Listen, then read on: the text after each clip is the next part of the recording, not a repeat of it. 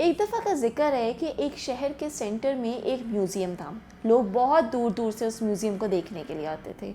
उस म्यूज़ियम की खूबसूरती का राज़ ये था कि उसमें एक तो मार्बल टाइल्स लगी हुई थी और उसके सेंटर में एक स्टैचू बना हुआ था, वो भी मार्बल का बना हुआ था। बहुत ही डिफरेंट, बहुत ही यूनिक डिज़ाइन का था वो, और लोग उसकी वजह से उस म्यूज़ियम को भी विज़िट करते थे। अब एक दिन क्या हुआ कि एक टाइल ने स्टैचू से ये पूछा कि देखो मेरी बात सुनो, ऐसा क्या वजह है, ऐसा क्या राज है कि लोग तुम्हें देखने के लिए दूर दूर से आते हैं, हालांकि तुम भी मार्बल के बने हुए हो और मैं भी मार्बल की बनी हुई, लेकिन मुझ पर पाँव रखा जाता है और तुम्हें देखा जाता है और तुम्हें अप्रिशिएट किया जाता है। तो इसके पीछे क्या राज है? तो उस स्टैचू ने ये जवाब दिया कि तुम याद करो उस टाइम को जब हमें एक ही लॉरी में बिठाया गया था, हमें एक ही माइन में से निकाला गया था और एक ही स्कल्प्टर ने हम पर वर्किंग करनी चाहिए थी। तो उसने टाइल ने कहा कि हाँ मुझे बिल्कुल याद है। तो स्टैचू ने ये कहा कि तुम उस वक्त को भी याद करो कि मुझसे पहले स्कल्प्टर ने तुम्हें चुना था कि ताकि तुम पर वो वर्किंग कर सके।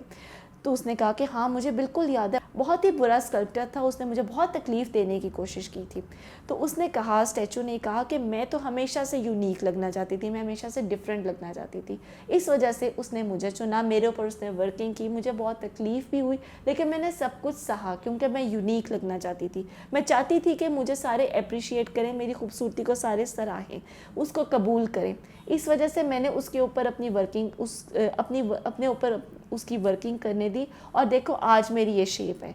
तो जब भी हमें यूनिक बनना होता है, जब भी हमें डिफरेंट बनना होता है, हमें बहुत कुछ सहना पड़ता है, हमें बहुत से फेलियर्स का सामना करना पड़ता है, हमें बहुत सी मुश्किलात का सामना करना पड़ता है, बहुत से बार हमें रिजेक्ट किया जाता है, लेकिन अगर हम सब्र के साथ काम लें तो हमें एक ना एक दिन सक्सेस भी मिलती है।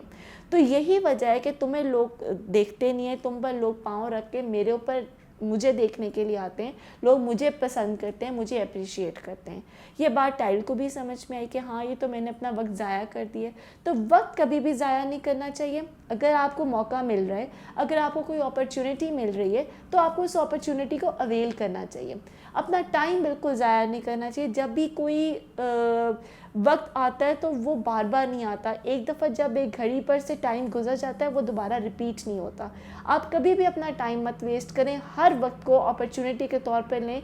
सक्सेस आपको ज़रूर मिलेगी, आपको पहले हार्ड वर्क करना पड़ेगा तो आपको सक्सेस मिलेगी। Thank you so much.